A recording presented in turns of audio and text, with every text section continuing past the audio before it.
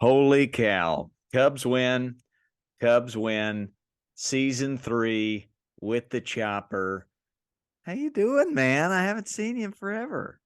Good, buddy. Yeah, I feel like I see you every day. I don't miss everything you're doing. You are the busiest man on earth, and I'm busy too. I just got my head down grinding with my new gig. So yeah, we're Yeah, both working hard. number one on my topic list today is Chop Summer Recap. I want to get a full recap, but listener, full snaps, full claps and snaps and attaboys for the chopper. We missed you last week. I held the fort down. I just sat and stared at myself while I talked, and then I looked down 58 minutes later. I just said, okay, I'm done. And then I said rake, and I was out. Perfect. But Like you nailed it. I gave our friends a good recap of my summer. It was wild and it was awesome, and I had a blast. And right now I'm in a basement in Madison, Wisconsin. Traveled all day. John Wayne to Dallas, Dallas to here.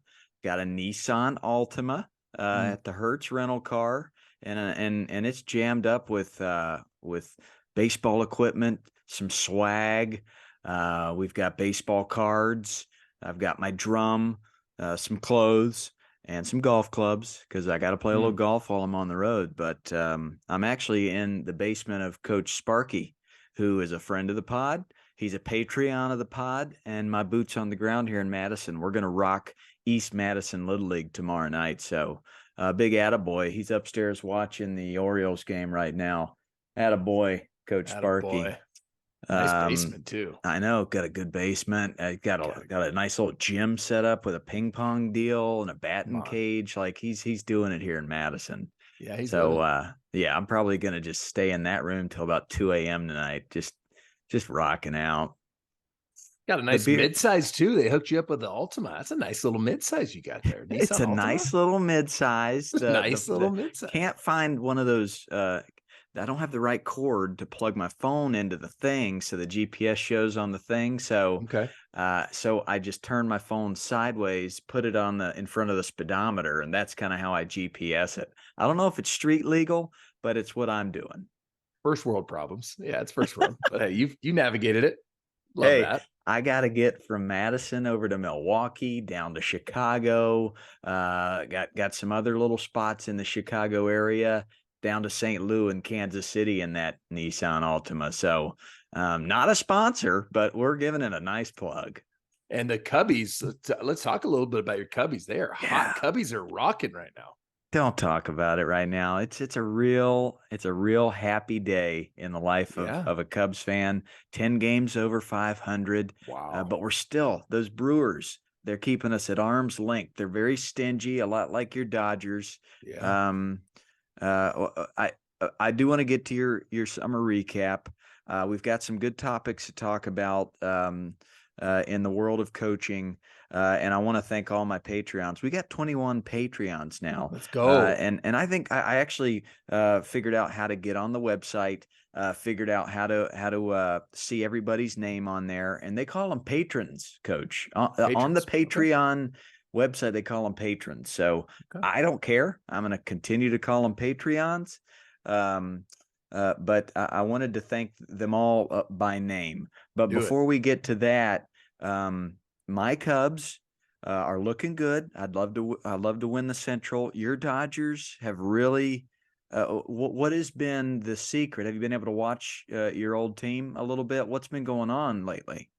Man, they had that incredible August, 24-3 or something crazy. The boys are swinging it. They're having fun. Timely hitting. Pitching Mookie. was great. Mookie Magic, Freddie Freeman, Got two getting All Kike Stars. back.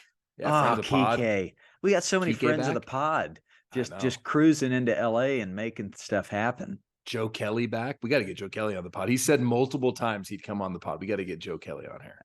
Next week. That's our goal. Let's Oof, just get I him like on. that. Maybe at the end of the year, but yeah, I like that. Maybe And Kershaw. Kershaw said he'd come on. Kirsch at some point would be spectacular.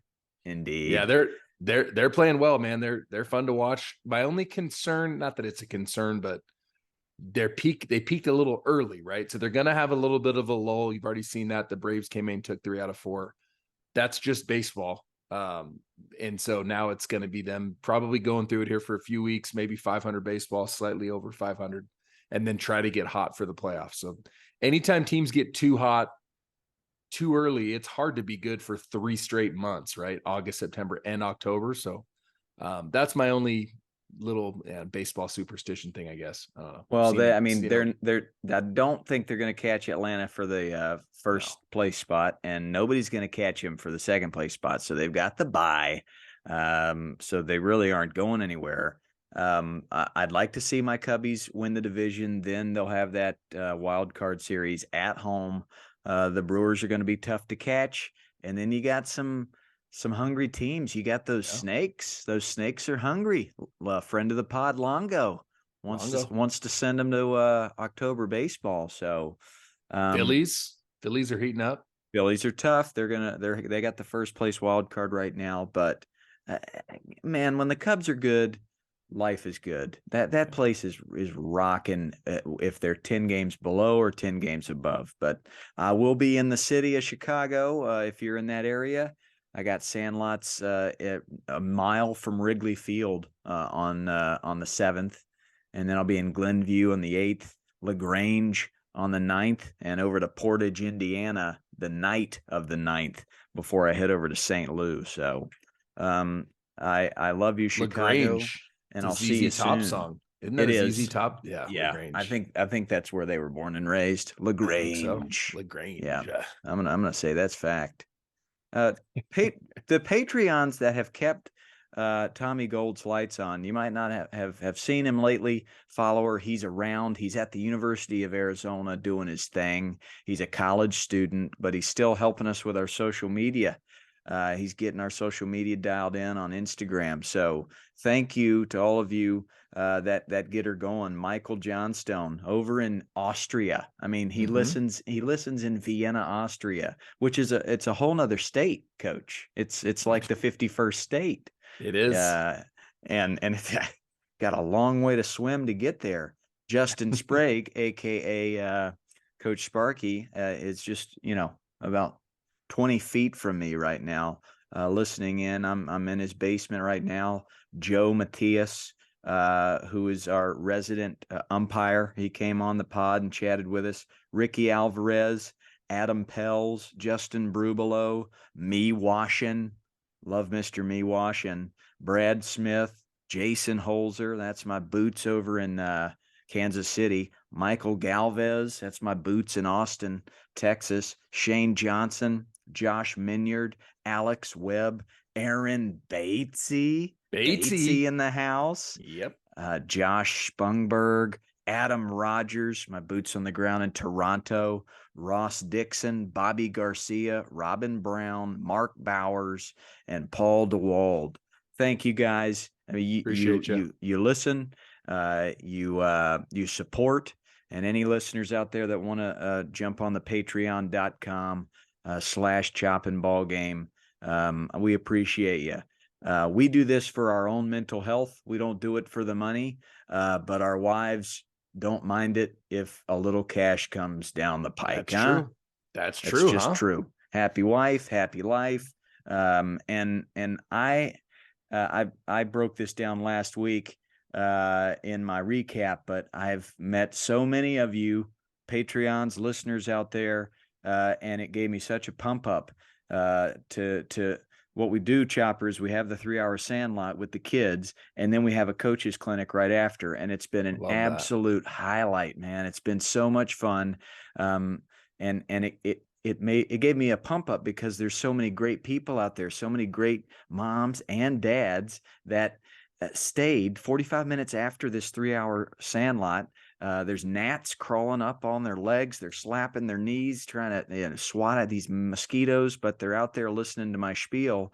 And it was just some great topics, great chat. And I'm going to jump into a few of these topics in a minute. But Chopper, tell me about your summer. The last time I saw you, you brought your team to Tustin, California, and you helped us run our first day of summer camp way back in Right. June. What have you been up to, man? Well, team played in California and then we played in Prescott, and we had an unbelievable tournament in Prescott, stayed in a really nice home there, and we went 6-0 in 3 days and won the tournament. We played some really, really good teams, just played really clean baseball.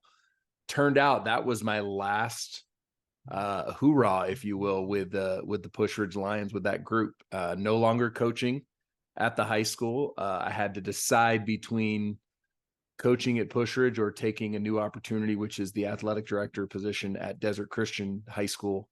And wife and I prayed about it and decided that would take that opportunity. So wearing that hat right now, we're about to start our football program. Hired coach Jerry Harris, who is a legend. He's a state championship coach. I haven't met a lot of coaches that are more prepared than I am, coach, but he's more prepared than I am. He sent out an email the other day that's a year worth of planning, all the way right up until the first game of kickoff. And he's an impressive man, a strong man of God. He's a great mentor for the kids. And so, yeah, we're going strong at Desert Christian. Been there since July 1, and excited. Michael Chop's over there with me. So he's at the high school, and it's a lot of fun. A lot of great kids, great leadership at that school. I feel really fortunate to be a part of it. I'm very excited. How far is the commute? It's a bit of a commute. If everything falls the way you want it to, it's about 30 minutes. Typically it's a little bit longer than that, but we've got early morning weights. So leave the house about 5:50 in the morning, and we get into school about 6:20 a.m. And then depending on my schedule, there's some nights I'm there till 9:30 at night because I've got girls volleyball. And I'm the MC of that. I'm setting the vibe for girls volleyball. And if not, then we try to sneak out of there around 4:30 or 5. But they're long days, but they're very rewarding. Tremendous kids at that school. The school's got great heart, and like I said, I feel really lucky to be there. It's tiring, and I'm still coaching Bo's team, so I've got the 10U and the 11U. We're practicing a couple nights a week, so we're going hard. We're going ham, as the kids say. It's fun. Wow. Well, they are lucky to have you as the leader there of the Desert Christian High School. And as far as your day to day goes, it seems like you've already kind of gotten stabilized, gotten into a good balanced position. Do you have a good feel for your job and the expectations thereof? Yeah, I initially there it was a bit of a grind, right? I'm learning a whole new position. I think the term that someone used that I like, they coined the phrase "drinking out of a fire hose." I think that was kind of what it felt like for a little bit. Sure. But my whole thing was, okay, just have a good attitude and work hard and try to learn from the mistakes that are inevitably going to be made, and take notes and be a sponge. And thankfully, there's so many people. Athletic directors are very helpful. So they've been really helpful, and yeah, I am. I do feel like I'm starting to get my feet under me, and we can always control our attitude, right, Coach? We know that. So for me, it's bring a good energy every day, work hard, and yeah, it's been fun. It's been really rewarding. Like I said, the kids on campus are awesome, and I miss my Push Ridge Lions. I miss them dearly as well. But God's blessed me with a lot more kids that are awesome. So it's pretty cool. It's a cool opportunity. Here's two reasons why I think you're the perfect guy for that job. One, to be an athletic director, you got to be able to put out fires, and you used to be a fireman. You literally put out fires, and then you kept that high leverage vibe going in the video replay room with Sean Dunston and many other legends. So you know how to put out a fire in a high leverage moment. And two, correct me if I'm wrong, but an athletic director's one of your priorities is to get these kids to the next level, to get these kids to a college, to find ways to get them to fulfill their dreams. And I think you're the perfect guy for that. You are really intuitive in kids' strengths, and that they're going to be so lucky to have you on their side as they're trying to get to a college one day. What do you think about Yeah, that? it's fun. No, I appreciate that. I appreciate you saying that. And I look to highlight our kids' strengths for sure and try to hold them, just raise their belief in themselves and each other. And you do that through hard work. You get that confidence through your preparation and your willingness to do things that no one else is willing to do. So we just had an all school retreat last week, and and don't invite the athletic director to the all school retreat if you don't expect there to be a workout at 7 a.m. Day 2 of camp. So I was going around the dinner table on the first night, making sure everyone knew, hey, 7 a.m. we've got dynamic warm up and a little bit of a workout before breakfast. And half the kids looked at me like I was crazy, but we did it. And we had about 35 kids out there just getting after it. And I told them we're elevating our savage right here, and this is how you really become a savage, as you get out here, even on vacation or a retreat, and you still get your work in. That's what athletes do. And it's fun. It's fun because you're starting to see their confidence go up because they're putting in the work. And if you're putting in work, you have confidence in yourself. And if you've got someone next to you putting in the same work, you have confidence in them. And that's how you can raise kind of everyone's standard pretty quickly. So I'm really excited for our slogan is Deserts Rising. So we're rising, man. Every single day we're doing something to get better. And we're going to surprise some folks this year. It's going to maybe not Colorado Buffalo, maybe not Coach Prime level, but maybe. Maybe. I'd say maybe. shoot high. So you're going to be the baseball coach there as well. Is this accurate? We have a really good coach. Okay. So no, I'm not going to be the head baseball coach. I really just want to try to come alongside and help all my coaches. So baseball coach Scott Altair, he's great. His first year was last year, and the boys went 17-6, and had a good little run in state. So he's already kind of started changing the culture, and I love what he's doing. So I just want to help assist him in any way possible. Side note about Coach Altair, his 12-year-old Easton, they were like one game away from making it to Williamsport. Oh. And literally, yeah. So they're representing out here in Arizona, and they got up against a team from Hawaii that kind of boat raced him, and that'll happen. Those teams from Hawaii are serious. But no, I want to help. I want to help all our coaches. I've volunteered to help during the day too, just to help with dynamic warm up and speed training and agility. And I'm on campus, so the least I can do is get in there and try to show that these young men and women how to be more athletic and just try to get better every day. If you try to get better every single day, you don't worry about winning. You just worry about getting better, and it'll kind of take care of itself. So I think Coach Prime needs to take some notes from you, Coach. That's what I think. Coach Prime. Gosh, I love Coach Prime. Well, I'm glad that the new job is feeling good to you, and I know it's going to be fun unpacking some of the stuff that some of the fires you have to put out, and some of the awesome aspects of your job this year. This is season 3 of our pod, man. This is the 69th episode, for crying out loud. Amazing. Pretty fun. And as I go back and look at the guests we've had and look at the topics we've discussed, man, we've written about 12 books just in this podcast right here. And being able to get on that road, I went to about 20 different cities in August. I'll go to about 22 different cities in September. And the coaches that are coming, bringing their kids, they all listen to the pod, and they're believers, and being able to shake their hand and have discussions with them has been outstanding. And one topic that really caught my ear, and we had a great discussion about it, was in Springfield, Virginia, just outside of DC, where one of the coaches, he was actually nicknamed Coach Clemente. He had a Clemente jersey on, brought his kid, who was a really talented 9-year-old, and he coaches 9U, I believe. I might have that wrong. He might be 10, but he coaches his travel ball team. Let's say it's 9U.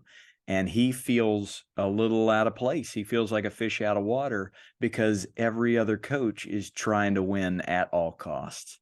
And you know what happens when Coaches are trying to win at all costs. We've talked about that a lot, but it gets pretty toxic fast because when you're trying to win that day, the best pitcher on the team hurts their arm. The players not getting the most playing time kind of get weaned out. Coaches yell when kids make mistakes. Parents yell when umpires make mistakes.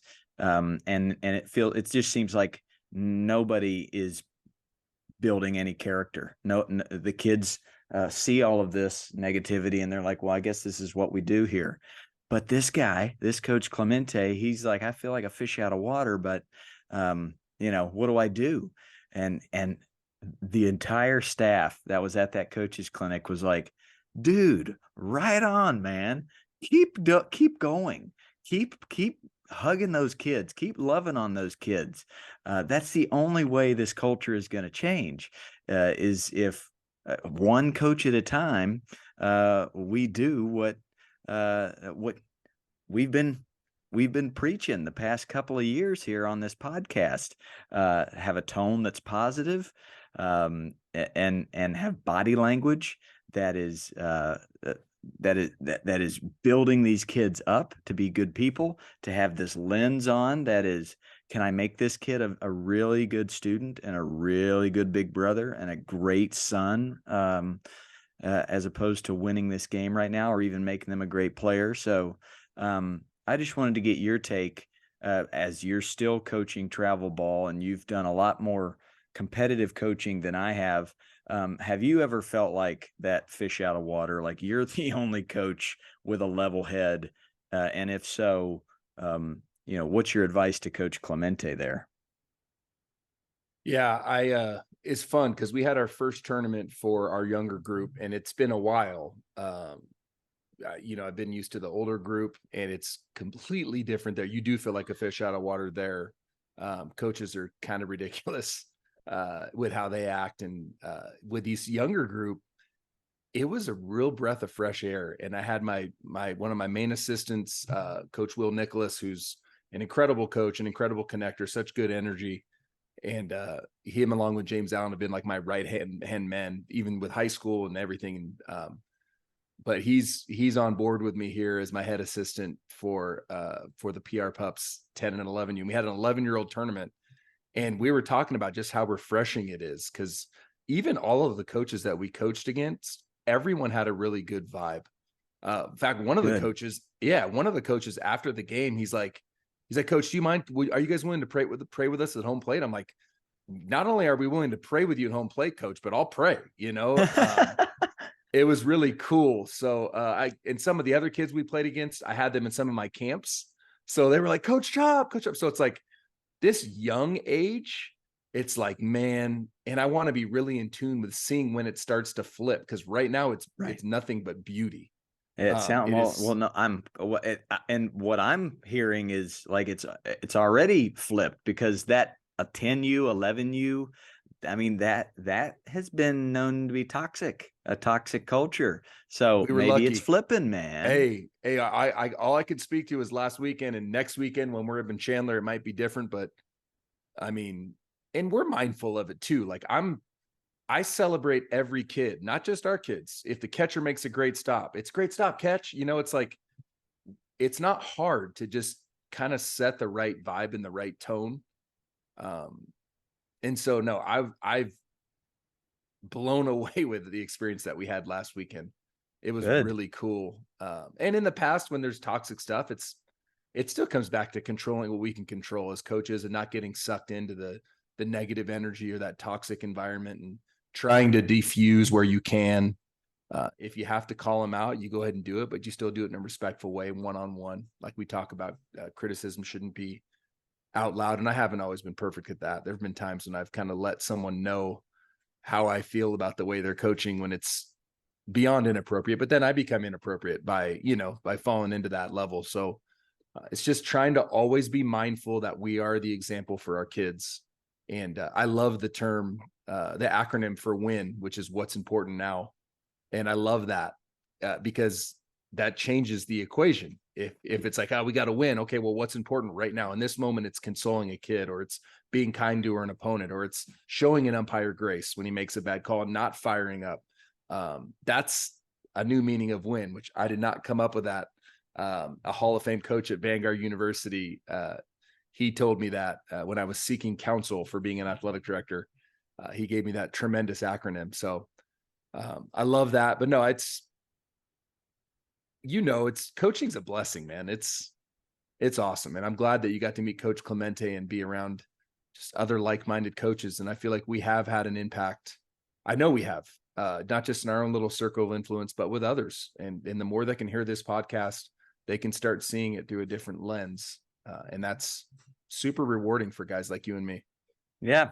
Right on. And for me, just keep leading by example. And if you're doing your job, Coach Clemente, with your kids, and you're approaching everything the right way with the right lens, then slowly but surely another coach will pick up on that. Maybe that's your assistant coach. Maybe it's the other team's assistant coach. And then they have a beer with the head coach on the other team later that night. And they're like, man, you're kind of passive aggressive. Like, do you see the other coach over there? Like those kids are falling in love with the game over there. And I don't know if that's happening on our side.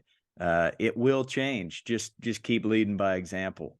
And all the other coaches really got behind that. And they're like, do not drink that Kool-Aid, man. Just stay the course. Keep taking the high road. But I tend to get any type of aggressive, any type of challenge, any type of I get loud during practice. If I'm going to be a coach, if I'm coaching kids, then practice is way more important to me than the game. The game is just a celebration of all the hard work that we've put in. But if you've got kids that aren't putting in 100% effort, yeah, then that's where you challenge them in practice. You don't bury them. I don't even know that yelling will work. Maybe 1 out of 100 kids actually responds to that well. But find out how each kid ticks, but prioritize practice and prioritize character. I'm telling you, if you do that, if you prioritize hustling down the line, give it your all, control the controllables, they're going to show up early, stay late, win more games. And when you do make a mistake, when you do yell, and we all do it, you said you do it, I definitely do it. Mine tends to be passive aggressive. As opposed to blatant yelling, but just say you're sorry, apologize. The power behind apologizing to a group of kids when you've made a mistake is huge. And I've said this on the podcast before, like for my daughter, the only time she'll ever submit to me or actually meet me halfway is after I've apologized for something I've done. Then she's like, oh, wow, okay, so he is human. So I can relate to that. And now I can break my walls down and meet you halfway. So that kind of jumps into this next topic. Anything to close up shop on that Coach Clemente clinic there? Just one more thing for coaches. This popped into my head halfway through our game yesterday. We got into championship Sunday, and kids inevitably put more pressure on themselves when it's no longer the pool play and it gets into, win or go home stuff. And I wrote down in my notes, I take a lot of notes, and I just wrote down, like, if we compete fearlessly and we bring energy and we have fun, that's a win. If you compete fearlessly and you bring energy and you have fun, that's a win. So don't worry about the scoreboard. Worry about the vibe you're bringing. Like, are you being fearless? Are you confident in your actions? Do you believe in yourself and each other? Do you have energy in the dugout and on the field? And are you having fun? And so that's what I told to my kids after the game. I was like, guys, like, we were really nervous the first inning, gave up 5 runs, walked a bunch of guys. And then we had this talk about just, hey, it's okay. Like, I don't care what happens as long as we play fearlessly and have fun and have energy. And then we came out and put up 4 on them and basically tied the game the rest of the way through. And so, yeah, as coaches, like, just make sure your kids know your expectations. It's like, dude, we've worked hard. We're ready. Be fearless, have energy, and have fun. And the rest is like, whatever. We'll learn from it. We'll get better. In fact, I took the blame as a coach. I was like, hey, we didn't stop the run game today. That's on me. Like, that's my job as a coach. These next 2 weeks of practice before our next tournament, we're going to focus on stopping the running game. Don't you worry about that for 1 second. That's completely on me. And Yeah. I know how to teach that. We'll fix that. You just bring effort and energy and have fun. So I got to go home for 2 days and see my folks and my brothers, and I got to swing by my old high school and watch football practice. Same head coach, a lot of the same assistant coaches, and I haven't been there in 20 years, but there is a culture. They call it a tradition, the Wildcat tradition, and it's still there. It's still very loud, and it's all based in that, in energy, in effort, in having fun, in awarding character. Like they have stickers for your helmets if you're making good choices, if you're busting your butt in the weight room, if you're getting after it. And that culture was built 40 years ago by a coach named Burton Cates. Coach Cates, he's still there. Now his name's on the scoreboard at the field, Burton Cates Field, but he built that culture. And it is one of give me all you've got, stay late, get in that weight room a little bit early, and don't ever give up. And at no point do we even have to think about the scoreboard, because the wins, what he's really looking for, is those that are going to show up early on Monday morning to watch film from Friday night's game and then get back to work, turn the page on a loss.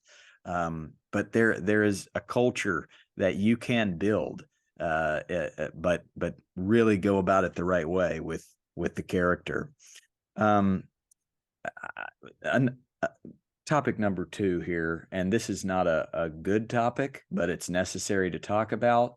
I'll keep it anonymous as far as where it was or who it was, but there was an incident in a travel ball, elite with elite 10-year-old group, where the coach he's drunk the Kool-Aid. He is all about wins, and he will yell at his players when they make mistakes.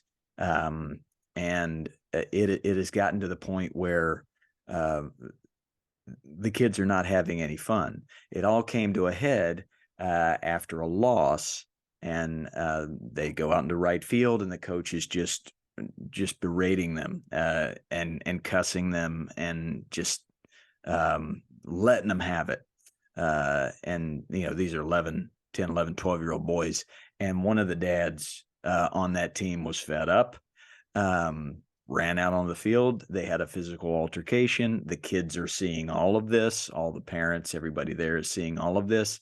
I don't think this is a one-off. I think this probably happens more times than we think. And it seems to me that most of the parents were pretty much fed up with this coach's philosophy, and this one dad was the one to kind of speak for the group. But I just want to get your reaction to it. How could it have?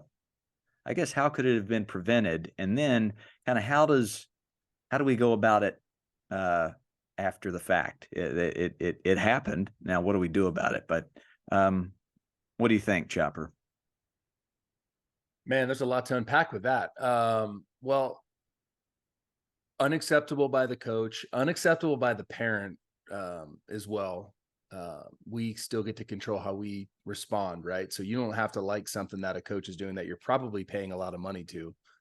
So the very best option I would say as a parent is like, know who you're putting your kid in front of. And if you're putting your kid in front of an adult that's willing to treat kids that way, you probably need to take your kid to a different team.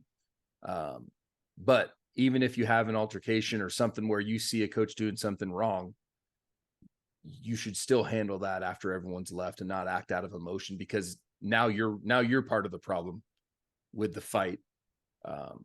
But like I said, the easiest solution would be remove your kid from that situation.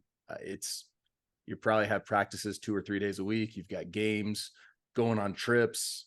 It's a bad culture, and your culture is what you tolerate. So if you've got a culture that's being set by someone who's willing to yell and scream at kids, what else are they willing to do? What other bad decisions are they willing to make? So really disheartening. Kind of breaks my heart for the kids because they will be affected by that for a long, long, long, long time. What is your take, Coach Ballgame? What do you think? Yeah, as far as preventative, how it could have been prevented, somewhere along the line, somebody's got to hold that coach accountable, and I think it's got to be done pretty early on. And none of the kids are going to do it. None of the kids are going to say, "Coach, you're not coaching like Chop and Ball Game talk about on their podcast." So somebody's got to sniff that out pretty early on and just have a cup of coffee. And we've talked about this before when a coach is going about it the wrong way, and who knows why. I don't ever think it's malicious or blatant, but something has either happened in that coach's past to cause them to react a certain way when their kids don't perform well. I think a lot of that stems from insecurity. When the kid doesn't perform well or they make an error, then coach feels like a failure, and then coach lashes out. I definitely did that as a young coach, and I've talked about that on this podcast as well. Ashamed that I did that. Definitely pushed kids away from the game. They fell out of love with baseball because of me, and it hurts. But somebody's got to wake up that coach and let them know. I had a mentor that put their arm around me and said, "Hey, dude, I love you. I love your energy, and this is a thankless job, but you got to make sure that these kids want to come back tomorrow.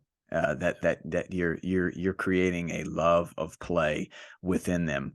If you don't believe me, ask Hunter Pence. He talked about that a lot on this podcast. So somebody's got to sniff that out pretty quick and be the most level-headed person in the room, and just say, hey man, this is what I see.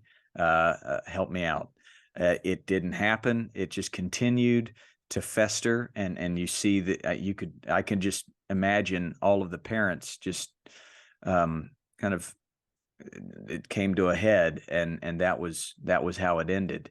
I agree with you. The parent can't do that. You can't have a physical altercation in front of a bunch of kids on a little league baseball field. Not acceptable. Um, uh, Praise loudly and criticize quietly in private. That's got to be the same way with a disagreement with a parent and a coach. As far as what's got to be done after the fact, there has to be 2 apologies. There has to be a come to Jesus moment here. We'll start with the parent. That's got to gather the kids together and say, hey, I don't care how the coach was coaching, what he said to you. I reacted poorly in that moment. I came from a place of anger, and I just want to say I'm sorry. And when 12 young kids see a big, strong man get vulnerable, it's incredibly powerful. And there's so much trust that will be built when that happens. When a 6'4" Chad Chop with a big beard comes out and sheds some tears and genuinely says, I'm sorry for the way I reacted, those kids will never forget that. Just like they're never going to forget the altercation they saw, they're also never going to forget that vulnerability from someone they really look up to. And the same thing has to happen for the coach. Coach has to do that for the kids. Coach needs to do that for the parents. Why? Because that coach's 2 most important jobs is to make sure those kids come back next year because it's fun and make them a better person. And he went 0 for 2, big time on that. He might have won a few more games than they thought they'd win, but he weaned out some players that didn't get a chance to play. He railed some kids for making mistakes, and he really, as I said, just showed a lot of insecurity in that moment. That's the only reason you would act that way in front of a bunch of kids, is when you're yeah, just in a place of insecurity. So I hope it happens. I hope that coach hears this. I hope that parent hears this as well. I can totally relate to that parent, because if my daughter's dance coach is yelling at her and cursing her for making mistakes, mental, physical, um, that's gonna I'm gonna feel something there, and I'm gonna have to walk. I'm gonna have to take a walk. I remember Javier Lopez came on and was talking about that, and he's had some moments of deep breathing while he hears some things about his kids. So put yourself in that parent's shoes, coach. What are you going to do in that moment? Well, I want to touch on coaches too. Like, coaches, don't talk after games, dude. Like, just like, can we just stop that? I know we used to be kids and we'd have to take a knee and listen to our old coach talk for 20 minutes. Like, the kids aren't going to hear you. Win, lose, or draw, they're not listening. So you're doing it for yourself. Stop. It's selfish. You're going to say stuff you regret. If you're angry, you're speaking out of emotion. So it is zero good unless you just want to encourage your kids because you saw something that you think can put them in a positive mindset after a game. Like, just don't do it. Like, talk the next day or talk the next practice. It gives you 24 hours to process what you saw. You'll probably speak better about the game because you have thought about it and you found a way to put a positive spin on everything and communicate the right way to where they can actually hear the message. But like, coaches, stop talking after games. That's going to be a coach ball game and coach chop rule. Like, I like no it. talking after games, dude. When you win, it's time to go have pizza and ice cream. And when you lose, it's still time to go have pizza and ice cream and then talk about stuff you want to talk about after. Like, for me, I have it right here. This is my whole practice plan. This is all written from the game yesterday. I didn't tell the kids about that. I went home, I had my notes, and they give you what you get to work on during the week. That's all you need. And then you just keep working to get better. So coaches, stop. Now, parents, what's my advice for that parent? Or like, what do I do if a coach is, I don't know what I would do. If I saw a coach talking to my son the way that parent saw, I hope I'd make the right decision, but I'm not sure I would. I might go out there and tell him to knock it off, and I wouldn't punch him. My muscles are too big, you know? So, I but think you no, just walk out there I and just just think rub your beard on them. or just remove my son. Like, it's like, and I have a parent who's done that before, not from me, but another coach that was being abusive. And he literally grabbed his son and left. And they left the team for like a month. And they loved the team and loved the kids, but they're like, no, dude, you're not going to talk to my son that way. And the coach is a good coach, but he was being abusive.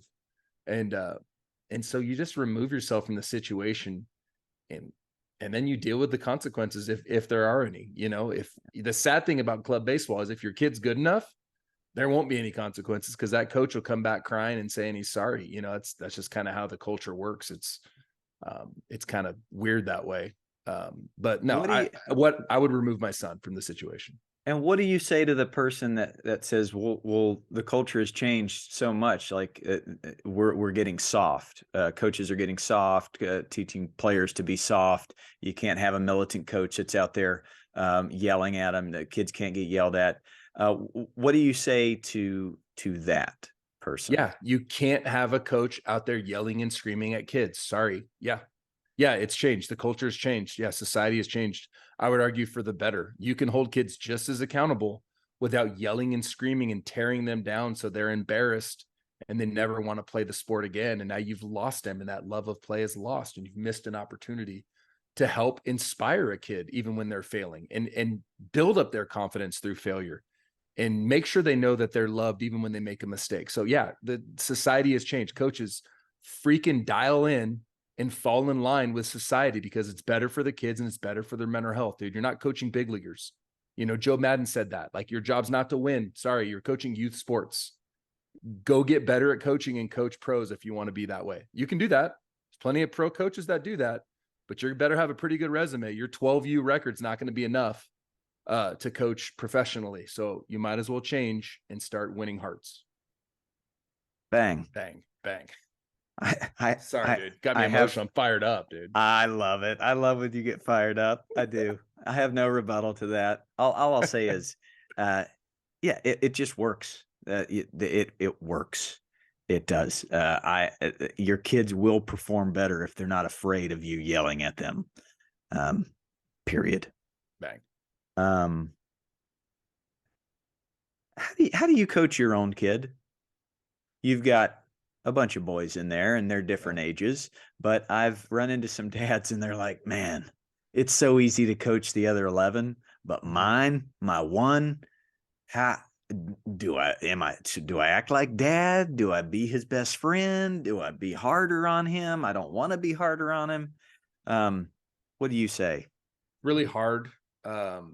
It's really hard. So the best advice I can give is trust your other coaches and kind of let them coach your son. That's just what's worked for me in the past, and I've coached their son. Because I've screwed that up so many times, and I'm going to continue to screw that up, especially with my oldest. Extremely hard on him because I know the perception of everyone thinking, oh, he's going easy on his kid, and so to a fault, go the other direction. It's a hard dynamic, and so many great coaches that I know have been like, yeah, I don't coach my own son. In fact, I don't know anyone outside of Bill Hasselman, who's the third base coach right now for the Angels.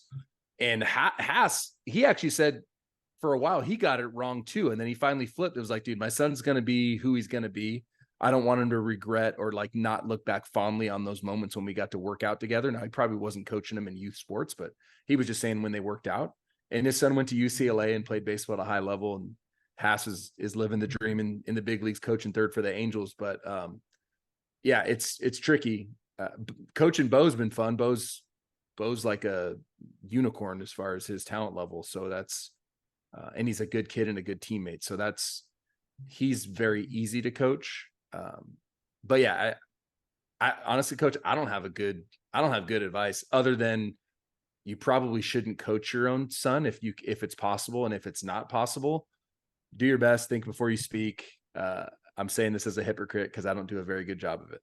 Well, man, I Being think honest. that helps a lot of other dads out there that look up to you for advice. I'm thinking of that dad that says out of desperation, I am going to be the coach because I haven't seen anybody else do it the right way. So I know I don't want to have to coach my son. I want somebody else to coach him, but I think I'm the only guy in town that could do it, or I'm the only mom in town that could do it. And for my daughters, I just try and be as present as I can with them. And when they ask me to do something, my daughters are getting into basketball and soccer a little bit.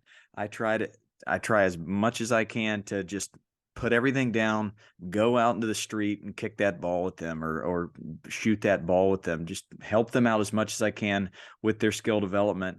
But as far as coaching your own child, yeah, I mean, it's extremely difficult because out of 50 kids, my strong-willed daughter might be the only one that just, oh gosh, dad, embarrassing, that kind of thing, not dialing it in. So it is a different kind of dynamic, but I think when you've gone overboard. I think if you try and treat everybody equally, and you're again, we say it every episode. If you're looking through the right lens, can I make that person a better person today, and can I make them fall in love with the game? Then you might have a shot. But all in all, that's a difficult. That might be one of the most difficult things to do is coach your own child. And chopping ball game, we don't have great answers for you, but I would say choose love over everything else. Yeah, it's speaking from example or from life experience, dude. Like, it's not the baseball stuff; it's the being a bad teammate. So if your son or daughter is being a bad teammate, and you know that you're their father or their mother, dude, it's like it hurts. Oh no! Well, it's like you're just not going to put up with it. So that's why I say it's challenging. It's Mhm. extremely challenging.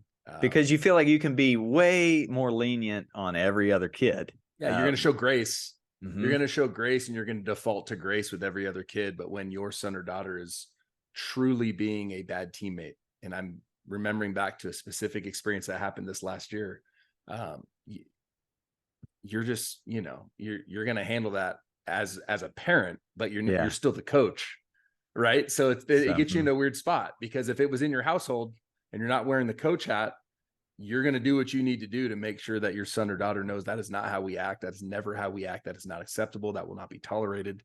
There will be consequences. But when you're on the field amongst his peers and yeah. 14 other athletes, and they're all looking at you as this loving coach that you are, that puts you in a weird spot. So Yep.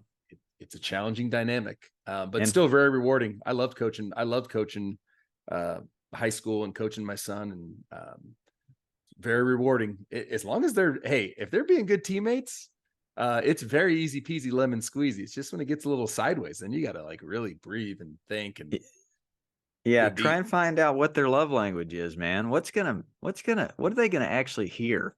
Yeah. And I've had a lot of practice with with my daughters on what they hear and how they hear it, and it goes for all of your players. Find their love language, find out what makes them tick, um, and and and lean into that. But Tough one. Tough to topic. to be continued on that. And listeners, anybody that's got anything, yeah, Yes. let us know. Help us out there. But you're on the right track there. I do think the animosity and the tension that comes from a parent and a kid usually has something to do with behavior, as Yeah. opposed to It's not the making baseball errors. stuff. Yeah, Yeah, it's yeah, not for that. the most part. Yeah. We obviously know that's ridiculous, as far as yelling at them or getting mad for the baseball stuff. But when the effort is lacking or there's disrespect, then I, as a dad, feel like a failure because I'm the one, putting them to bed every night, making them breakfast and lunch, and trying to teach them how to be a good person. So,